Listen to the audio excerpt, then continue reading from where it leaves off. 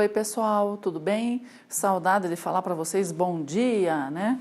Mas então, hoje a gente tem que falar bom dia, boa tarde, boa noite, não sei que horas você vai assistir essa aula. O importante é assisti-la, né? Galera, estamos aqui na aula 14 da Frente A e a gente está vendo aqui sobre citologia, a gente está falando sobre células e suas organelas. Na aula passada a gente falou sobre o citoplasma, falamos sobre o citoesqueleto e hoje a gente vai dar continuidade aí falando de mais algumas organelas.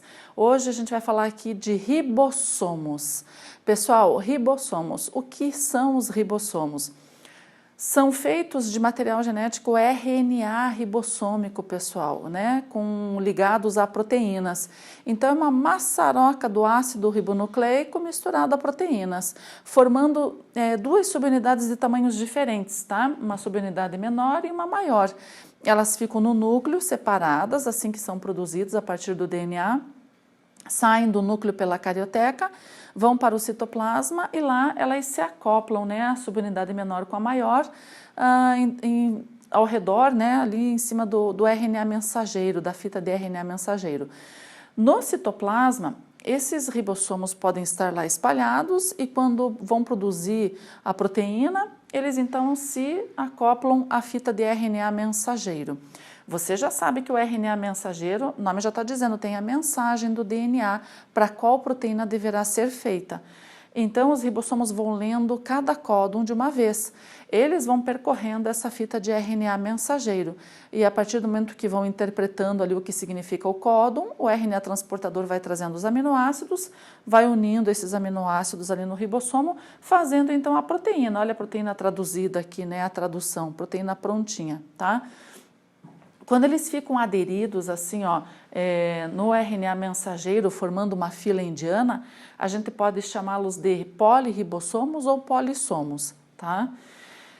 Mas tem uma outra maneira também, os ribossomos, eles podem ficar aderidos, como você está vendo naquela imagem ali, naquele sistema de membranas lá, formando canais, que nada mais é do que o retículo endoplasmático rugoso ou granuloso, tá? Então, os ribossomos podem estar aderidos à membrana desse sistema de canais aí, formando o retículo endoplasmático granuloso, então. Bom, qual a diferença, né, gente? Em se tratando de ribossomo, você já sabe que a função é produzir proteínas. E a gente aprendeu exatamente, né, em relação ao DNA, RNA mensageiro, a transcrição, a tradução, como as proteínas são fabricadas. Mas há uma diferença, né? Quando que a proteína é produzida pelos ribossomos livres aqui no citoplasma, formando uma fila indiana, ou quando eles estiverem aderidos ao retículo. Então, assim, ó, pessoal, quando eles estão aqui livres em fila indiana, eles vão produzir proteínas normalmente para a própria célula.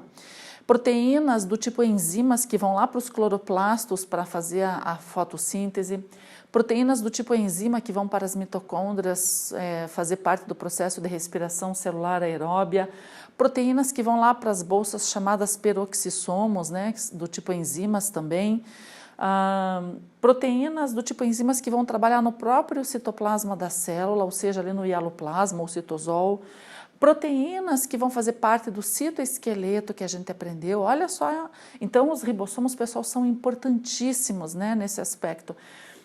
Ribossomos são organelas existentes em todas as células eucarióticas, procarióticas.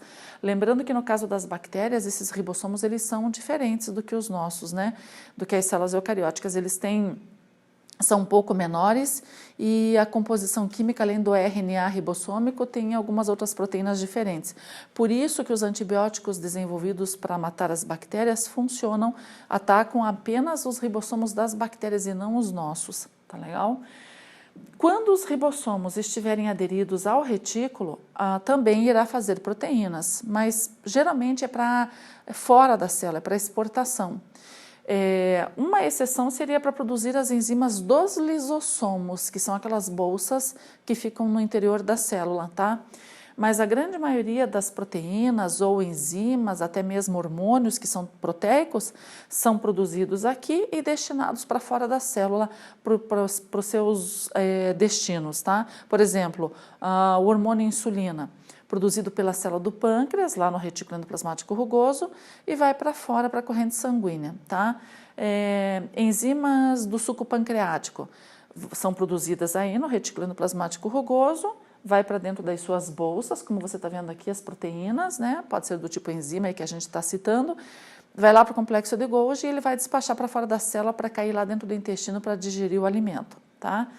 Então, é bacana isso, né? Então, geralmente o retículo endoplasmático rugoso produz as proteínas para exportação, enquanto que os ribossomos livres aqui produzem proteínas geralmente para o interior da célula. Tá legal? Tem aqui, ó, micrografia eletrônica de transmissão com aumento de 100.000 vezes, pessoal, colorida artificialmente, né? Aqui para vocês. E representação esquemática dos ribossomos ligados ao retículo... Representação esquemática dos ribossomos ligados ao retículo endoplasmático granuloso A, aqui na esquerda, e formando um polissomo ou polirribossomo aqui à direita, tá bem? Então, os ribossomos são grânulos bem pequenos mesmo, né? Então, eles são, por causa dessa natureza deles, feita de ácido ribonucleico, eles se coram com corantes básicos. Então, tem que colorir para visualização melhor, tá legal? Vamos passar para a próxima organela? Pessoal, nessa célula, você percebe aqui o retículo endoplasmático rugoso, tanto o rugoso quanto o liso, eles normalmente se comunicam com a carioteca, com a membrana nuclear. Aqui você percebe esses pontinhos aqui referem-se aos ribossomos aderidos a essa membrana aqui, esse sistema de canais aí, tá? Formando então o retículo endoplasmático rugoso. Se você perceber aqui, ó, também continua um sistema de endomembranas, mas sem os ribossomos. Então aqui você tem o retículo endoplasmático liso. Às vezes, num determinado desenho ou esquema, o retículo endoplasmático liso pode se confundir, pode ser parecido relativamente com o complexo de Golgi, tá? Bom, mas qual é a função do retículo endoplasmático liso ou não granuloso, né? A função dele, pessoal, é produzir lipídios, tá? Enquanto que o rugoso produz proteínas, o liso produz lipídios. Lipídios do grupo dos esteroides, lá tem os hormônios sexuais, progesterona, estrógeno, testosterona. Esses hormônios são produzidos por enzimas dentro do retículo endoplasmático liso. Então, células dos testículos, células dos ovários têm bastante retículo endoplasmático liso desenvolvido. Células do fígado também tem. Por quê? Porque uma das funções também do retículo endoplasmático liso é ter enzimas para fazer a desintoxicação do organismo, metabolizando os medicamentos, determinadas drogas, moléculas de álcool, tá? Elas são transformadas em substâncias menos tóxicas ou não tóxicas até que a gente possa liberar pelo xixi.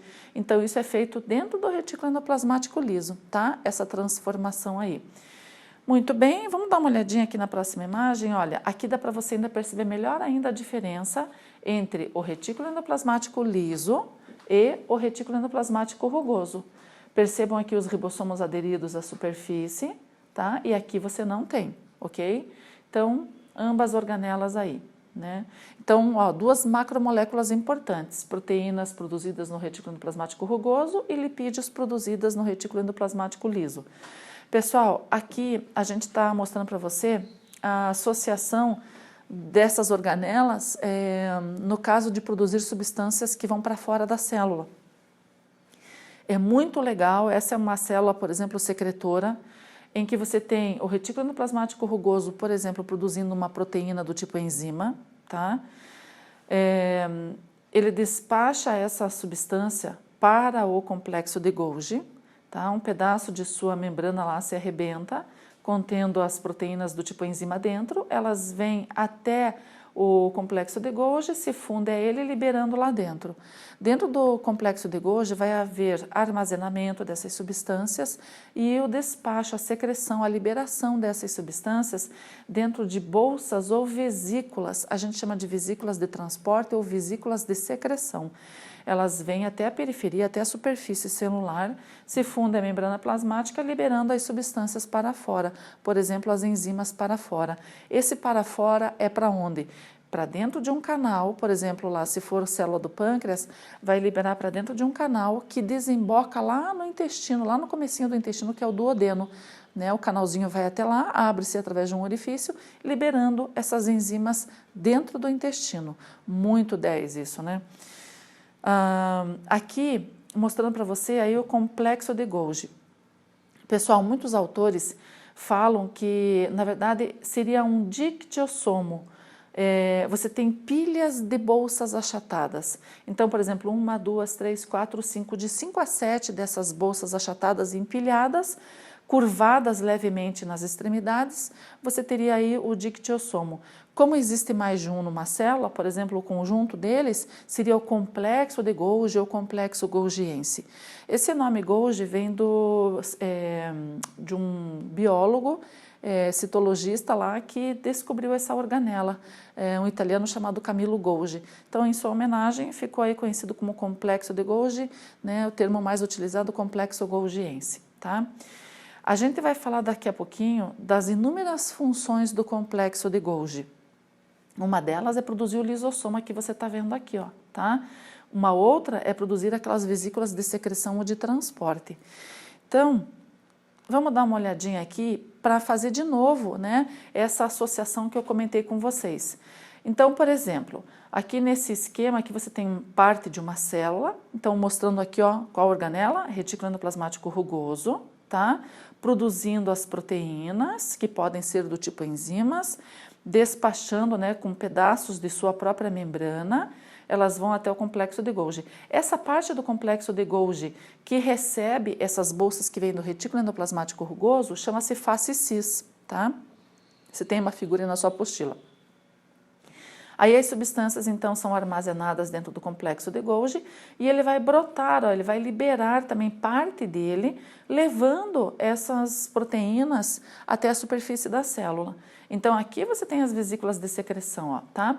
A face do complexo de Golgi que libera, que despacha, que secreta essas vesículas é chamada de face trans, tá? Que vai lá para a superfície da célula. Pessoal, olha aí a migração. Esse transporte é feito pelo citoesqueleto, que a gente já havia comentado, tá? Vai até a superfície da célula, se funde a membrana e libera as proteínas para fora. Então, nesse exemplo aí que eu dei da célula pancreática, tá legal? Liberando enzimas lá para dentro do intestino. Esse processo aqui de liberação, produção, armazenamento e secreção das proteínas leva em torno de 1h30, 1h30 mais ou menos, 1h40, tá? Então é muito 10, né? Muito bacana da gente perceber a célula trabalhando, né?